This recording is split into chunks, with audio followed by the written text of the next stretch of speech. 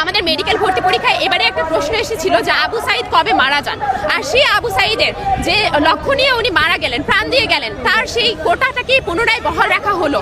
এত কম মার্কস পেয়েও কিছু কিছু শিক্ষার্থী মেডিকেলে চান্স পাওয়ার সুযোগ পেয়ে গেল, তাহলে আবু সাইদের এই প্রাণ দেওয়া তো ব্যর্থ।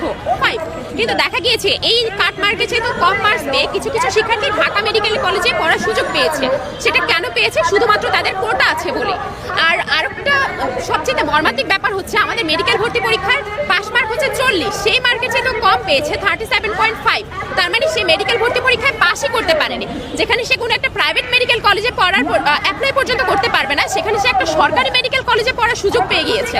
তাহলে যে হাজার হাজার শিক্ষার্থী যারা জেনারেল ছিল, যাদের কোটা ছিল না, যারা 70 পেয়ে কাট মার্কসের চাইতে কম মার্কস পেয়ে সুযোগ পেল না, ওদের সাথে অবশ্যই বৈষম্য হয়েছে, ওদের সাথে অবশ্যই অন্যায় হয়েছে। আর সেই অন্যায়ের প্রতিবাদ জানানোর জন্যই আজকে আমরা এখানে জড়ো হয়েছি।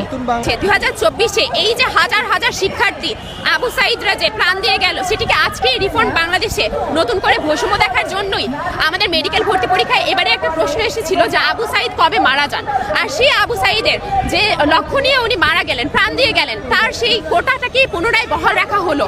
এত কম মার্কস পেয়েও কিছু কিছু শিক্ষার্থী মেডিকেলে চান্স পাওয়ার সুযোগ পেয়ে গেল, তাহলে আবু সাইদের এই প্রাণ দেওয়া তো ব্যর্থ। এই কোটা আন্দোলন তো আজ ব্যর্থ হয়ে গেল। এই আন্দোলন যাতে ব্যর্থ না হয় তার জন্য আমরা প্রতিবাদ জানিয়ে যাব। যতদিন না এই বৈষম্য, এই কোটার প্রথা বাংলাদেশ থেকে বাতিল করা না হবে, ততদিন আমরা আন্দোলন চালিয়ে যাব। এখানে হচ্ছে কি মাইন্ড সেটআপটা খুবই কাজ করে। আমরা যখন পড়াশোনা করি, একটা মেডিকেল ভর্তি পরীক্ষার প্রিপারেশন নেই, আমরা হাজারটা পরীক্ষা দিয়ে নিজেদেরকে প্রিপেয়ার করি, তারপর মেইন ভর্তি পরীক্ষায় বসি, সেখানে নিজেদের যোগ্যতার মাধ্যমে মার্কস পেয়ে আমরা মেডিকেল ভর্তি পরীক্ষায় একটা নিজের সিট হচ্ছে নিজের করে নিই। এখন যে শিক্ষার্থীটা প্রথমে তার নির্বাচন পরীক্ষা প্রক্রিয়াটাতেই হচ্ছে গন্ডগোল নিয়ে ঢুকলো, যে কোনো চেষ্টা ছাড়া মাত্র 37.5 পেয়ে সে মেডিকেলে একটা সিট নিজের করে নিল, তার মাইন্ড সেটআপটা ওইরকম হয়ে গেল যে সে আর কষ্ট করা লাগবে না, তার যেহেতু কোটা আছে, তার যেহেতু পাওয়ার আছে, তাহলে সে কম পড়ে পাশ করে যেতে পারবে।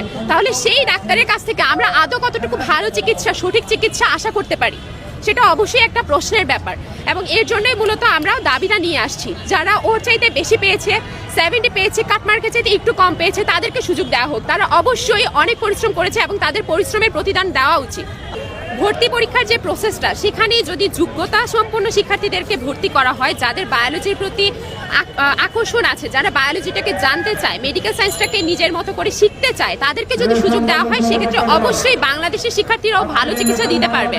উন্নত চিকিৎসা বাংলাদেশে প্রতিষ্ঠা করা সম্ভব, কিন্তু তার জন্য যে অবকাঠামোগত ব্যবস্থা আছে, কিংবা এই যে শিক্ষার্থী ভর্তি করার যে প্রসেসটা, সেই প্রসেসগুলোতে যে গন্ডগোলগুলো আছে, যে বৈষম্যের শিকার হচ্ছে, সেগুলোকে হচ্ছে গিয়ে আগে সরাইতে হবে। দেশটাকে আগে রিফর্ম করতে হবে, শিক্ষা ব্যবস্থাকে দুর্নীতি মুক্ত করতে হবে, বৈষম্য মুক্ত করতে হবে। তাহলে অবশ্যই আমরা নতুন বাংলাদেশে ভালো চিকিৎসক পাবো এবং আমাদের দেশে ইনশাল্লাহ একটা সময় উন্নত চিকিৎসারও ব্যবস্থা হবে। কোটার যে ব্যাপারটা, কোটার ক্ষেত্রে এখন যারা কম মার্কস পেয়ে অযোগ্য হয়েও সিটটা হচ্ছে নিজের করে নিল, এখানে কি মাইন্ড সেটআপটা তার চেঞ্জ হয়ে যাচ্ছে যে আমি কষ্ট কম করেও এখানে পার পেয়ে যাচ্ছি। তাহলে সেক্ষেত্রে পরবর্তীতে তার যে ডাক্তার হওয়ার প্রসেসটা, সেখানেও সে কম এফোর্টই দিবে, সেক্ষেত্রে তার কাছ থেকে ভুল চিকিৎসা আসতে পারে। সেটা আমরা বলতেছি না যে সে করবেই, বলতেছি সম্ভাবনা আসছে।